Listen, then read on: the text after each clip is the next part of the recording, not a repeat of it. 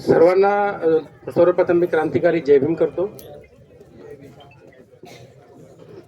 विश्वशांती गुरु तथागत भगवान गौतम बुद्ध, बोधिसत्व, परमपूज्य महामानव, विश्वरत्न, भारतीय घटनेचे शिल्पकार तसेच महार रेजिमेंटचे संस्थापक डॉक्टर बाबासाहेब आंबेडकर, महात्मा ज्योतिबा फुले, छत्रपती शाहू महाराज, संत गाडगे बाबा, सर्व संतांना, सर्व महामानवांना, सर्व बहुजन नायकांना मी सर्वप्रथम आपल्या सर्वांच्या वतीने आज शिवजयंतीनिमित्त अभिवादन करतो.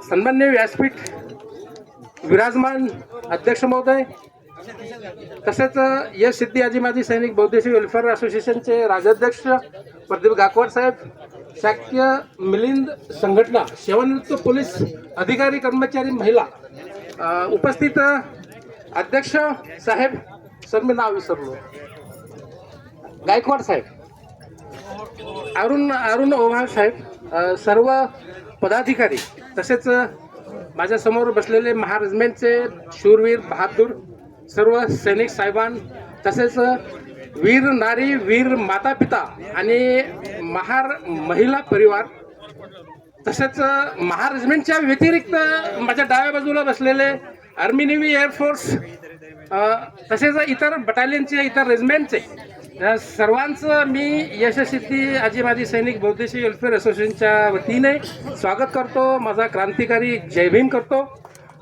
जास्त वेळ न घेता मी थोडक्यामध्ये आपण इथं आलात तर काही ना काही घेऊन जावं, तर तुम्हाला आपल्या संघटनेच्या वतीने ॲडव्होकेट खोब्रागडे साहेब यांच्या संकल्पनेतून, तसेच यशस्वी आजी माजी सैनिकचे कोर टीम आहे, आम्ही मागच्या 6-7 महिन्यापासून ठरवलं होतं, ठराव घेतला आणि तो कॅलेंडर यशस्वी दिनदर्शिका, एक पाली भाषी शब्द आहे दिनदर्शिका, भटकंबळे साहेब पाली भाषेमध्ये MA करत आहे, त्यांनी हा शब्द सुचविला आणि आपण आत्ताच थोडा वेळ पहिले आपण त्याचं प्रकाशन केलेलं आहे. सर्वांना विनंती करतो मी की त्यामध्ये कोर कमिटीचे जे काही अध्यक्ष आहेत, त्याचप्रमाणे इतर पदाधिकारी आहेत, माझे स्वतःचे कमीत कमी 7 ते 8 लेख आहेत. आपल्या घरच्या विद्यार्थ्यांना, मुलांना, नातवंडांना, सुरांना ते वाचण्यास द्यावे. आपल्याला तर नक्कीच MPSC UPSC किंवा शाळेतील इतर याला मदत करतील.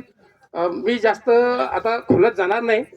आज 208वा शौर्य दिवस या निमित्ताने, खरोखर हा शौर्य दिवस हा का झाला, काय संबंध आहे महार रेजिमेंट आणि भीमा कोरेगाव शौर्य स्तंभाचा आणि डॉक्टर बाबासाहेब आंबेडकर यांचं काय योगदान आहे ही महार रेजिमेंट स्थापन करण्यासाठी, आपल्या समाजाची परिस्थिती काय होती तर आज काय आहे, त्याच्या पाठीमागं कारण काय आहे.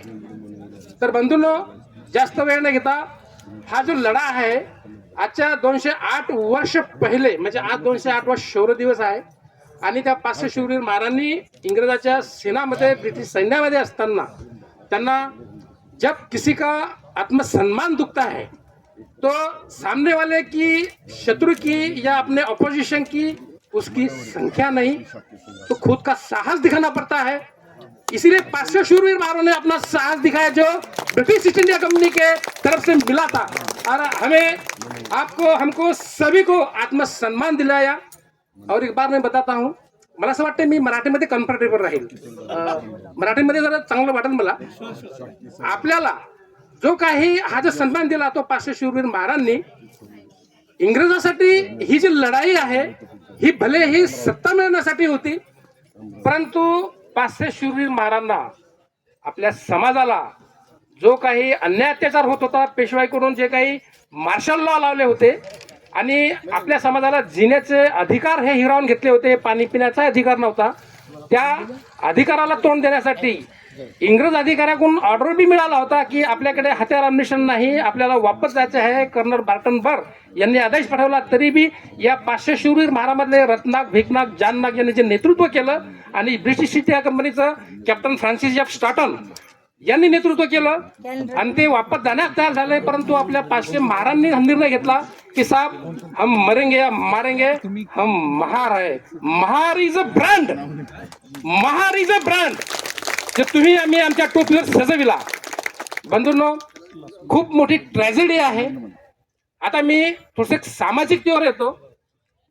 2018ला याच 200व्या शौर्य दिनानिमित्त इथं जो कार्यक्रम आयोजित केला होता त्याच्यावरती जो काही भ्याड हल्ला त्याच्यावर मी जास्त बोलणार नाही.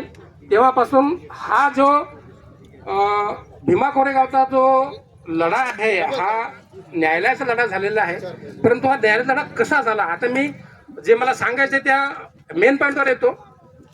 1 जानेवारी 1818 जे युद्ध झालं त्या युद्धाच्या विजयाच्या स्मृत्यर्थ इंग्रजांनी 26 मार्च 1821ला या स्तंभाची पायाभरणी केली आणि 13 डिसेंबर 1824ला या स्तंभाची उभारणी केली, लोकार्पण केलं. आणि या स्तंभावरती 22 महारांचे नाव कोरलेले आहेत. सोबतच 3 जखमी महारांचे नाव आहेत. त्यासोबतच इतर ब्रिटिश आर्मी मधले अधिकारी कर्मचारी आणि सैनिकाचे नाव आहेत. म्हणून हा शिवस्तंभ उभारला तर तो फक्त 500 शूर महाराजांच्या सन्मानार्थ उभारला. बाबासाहेब आंबेडकर यांनी गोलमेज परिषदा 3 झाल्या, इतकं तारीखवर जाणार नाही मी. त्या गोलमेज परिषदेमध्ये इंग्रजांना खूप मोठा संदर्भ दिला आणि त्या संदर्भाच्या निमित्ताने बंद पडलेली महार रेजिमेंट आहे ही सुरू करण्याचा त्यांनी आग्रह धरला आणि तो आग्रह मान्य केला. 1 ऑक्टोबर 1941ला ही महार रेजिमेंट तयार झाली. महार रेजिमेंटचा इतिहास मी सांगणार नाही, तो तुम्हाला आम्हाला सगळ्याच माहित आहे. भीमा कोरेगावचा इतिहास माहित आहे. परंतु या इतिहासाला कसं तोडणं लावलंय आणि तो इतिहास मिळवण्यासाठी, तो इतिहास तळागाळापर्यंत पोहोचण्यासाठी, तो इतिहास जपण्यासाठी तुमची आमची गरज आहे. बंधूंनो, महार रेजिमेंटचे प्रॉब्लेम फक्त महार रेजिमेंट सैनिकच आणि महार फॅमिली हे दूर करू शकते, दुसरं कोणी करू शकत नाही. म्हणून ही संघटना ही तयार झालेली आहे. आता मी जास्त वेळ नाही घेता. हा जो स्तंभ आहे या स्तंभाची जागा आहे 3 हेक्टर 10 आर म्हणजे 10 एकराचा हा तुकडा होता आणि याचा सर्वे नंबर 1033 हा असा आहे. आम्हाला खूप मोठं सांगावंसं वाटतं की लोहाजी अल्लाट साहेब कॅप्टन साहेब आपल्याकडे उपस्थित आहे आणि याच परिसराचे सरपंच सध्या आहेत का? सरपंच आलेले आहेत, त्यांना जवळजवळ माहिती आहे जमिनीविषयी. तर ही जी जमीन आहे आणि हा शौर्यस्तंभ आहे, हा शौर्यस्तंभ सांभाळण्यासाठी या 500 शूरवीर महारातला एक सैनिक ज्यांचं नाव खंडूजी बिन गजोजी माळवतकर यांना एक इन्चार्ज म्हणून नेमलं. आणि ते इन्चार्ज कसं नेमलं तर इंग्रजांनी 388 जी सनद आहे, 388 जी सनद आहे ही सनद त्यांच्या नावाने केली. तारीख होती 30 जुलै 1870 आणि त्यामध्ये त्यांना इन्चार्ज वाटला. तुम्ही या स्तंभाचे रफालदार आहात. ज्याप्रमाणे आपण आर्मीमध्ये ड्युटी केलेली आहे, मॅगझिन ड्युटी, कॉन्ट्रॅक्ट ड्युटी किंवा इतर नाईट ड्युटी, आपण 24 घंट्याचे किंवा 12 घंट्याचे त्या जागेचे आपण काय असतो रखवालदार असतो. ते कॉन्ट्रॅक्टरच्या नावावर होते का? जर हात वर करा, होते का नावावरती? मॅगझिन नावावर होते का? नाही होत. आपण तिथल्या दिलेल्या ताब्यापुरते आपण त्याचे काय असतो रखवालदार असतो. बंधूंना, आपण सैन्यामध्ये नोकरी केली, आपल्याला हे समजून यावं. अपेक्षा करतो की मी जे सांगत आहे ते आपण समजा. तर अशा प्रकारे खंडूजी बिन गजोजी माळवतकरला एक इन्चार्ज बनवलं आणि त्या इन्चार्ज बनवण्याच्या प्रित्यार्थ, त्यांच्या ड्युटीच्या प्रित्यार्थ त्यांना याच भीमा कोरेगावच्या बाजूला, पेरणे फाटाच्या बाजूला पिंपरी, केशनंद, बकुरी, वाडेबोलाई, केशनंद, डोंगरी अशा 5 गावामध्ये त्यांना 260 एकर 17 गुंठे जागा देण्यात आली. बंधूंनो, किती लोकांना माहिती आहे हा इतिहास? किती लोकांना माहित नाही? हात वर करा. म्हणजे मला समजेल. म्हणजे जवळजवळ लोकांना माहिती नाहीये. म्हणजे ही 260 एकर जागा त्यांना काय आहे पोटा पाण्याची व्यवस्था म्हणून कसण्यासाठी दिली. आणि भीमा कोरेगावचा जो स्तंभ आहे त्याची जी जागेचा तुकडा आहे त्याचा गट नंबर 1033 आहे. तर तो स्तंभाची 7/12 आहे, हा स्तंभाच्याच नावाने होता आणि ती जागा आहे स्तंभाच्याच नावाची होती.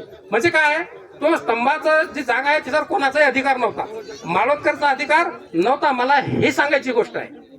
कालांतराने काय झालं की याच वंशजाचे कुटुंबियांनी त्या जमिनीवरती ताबा केला आणि हा ताबा दूर होण्यासाठी काही सामाजिक संघटनांनी, तशी आपली संघटना आहे आणि बरेचसे सामाजिक कार्यकर्ते आहे, यांनी आवाज उठवला आणि पुणे जिल्हाधिकारी यांच्याकडे एक रिपोर्ट केला आणि तिथलं झालेलं अतिक्रमण काढण्याची विनंती केली. त्याप्रमाणे ती कारवाई झाली. आता ती कारवाई खूप मोठी आहे. फक्त मी एवढंच सांगेल, जमीन महसूल अधिनियम 1966 कलम 258 प्रमाणे कारवाई करण्यात आली. आणि आज ज्या पुणे जिल्ह्याच्या RDC मॅडम आहेत, ज्योती कदम मॅडम, त्यांनी ही जी चौकशी त्यांच्याकडे गेली, त्यांनी चौकशीमध्ये त्यांना निष्पन्न झालं की भीमा कोरेगाव तो 7/12 आहे, तो अनाधिकाराने, मी परशब्द वापरतो, अनाधिकाराने त्यांनी त्यांच्या नावावर करून घेतला.